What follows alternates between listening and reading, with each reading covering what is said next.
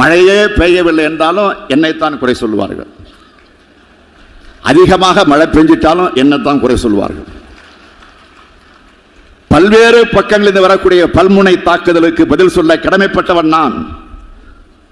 ஒரு பக்கம் திராவிட முன்னேற்ற கழகத்துடைய தலைவர், இன்னொரு பக்கம் தமிழ்நாட்டினுடைய முதலமைச்சர். மத்திரத்திற்கு 2 பக்கமும் அடி என்பதை போல இருக்கிறது என்னுடைய நிலைமை. இத்தகைய சூழ்நிலையில இருக்கக்கூடிய என்ன மேலும் துன்பப்படுத்துவது போல கழக நிர்வாகிகளோ மூத்தவர்களோ அமைச்சர்களோ நடந்து கொண்டால் நான் என்ன சொல்வது? யாரிடம் சொல்வது?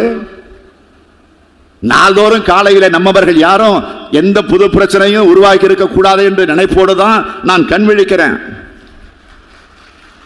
இது சில நேரங்களில் தூங்க விடாமல் கூட ஆக்கி விடுகிறது. என் உடம்ப பார்த்தாலே உங்களுக்கு தெரியும்.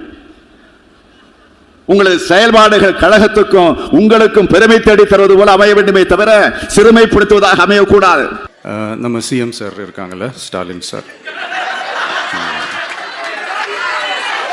ஒரு 2 இயர்ஸ் பேக் இருக்கும்னு நினைக்கிறேன்.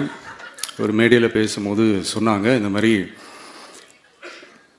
என்னோட கட்சிக்கு அவங்களுடைய கட்சிக்காரங்க சில பேர் பண்ணுற அட்ராசிட்டி, ஒரு சில மந்திரிகள் பண்ணுற சில அட்ராசிட்டிஸ்லாம் பார்த்து ராத்திரியில் எனக்கு தூக்கமே வரமாட்டேங்குது அப்படின்னு ஒரு 2 இயர்ஸ் பேக் இருக்கும். நான் அந்த வீடியோ கூட இருக்குது.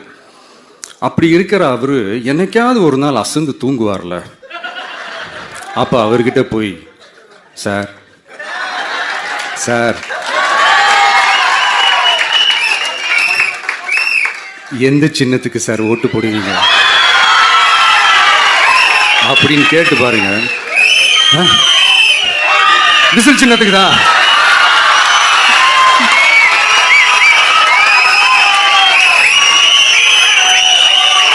தூக்கத்துல இப்படி டப்புன்னு எழுப்பி கேட்டா டப்புன்னு உண்மையை போட்டு உடைச்சிருவாங்க.